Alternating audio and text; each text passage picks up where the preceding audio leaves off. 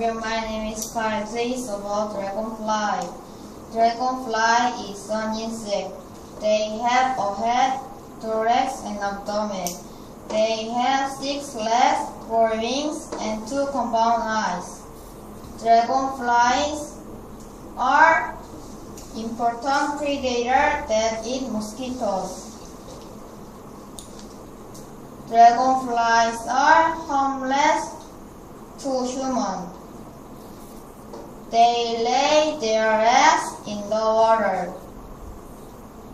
Eggs hatch into nymphs in the water. They leave water and change into adult. Dragonfly likes to live in warm climate and near the water. Thank you.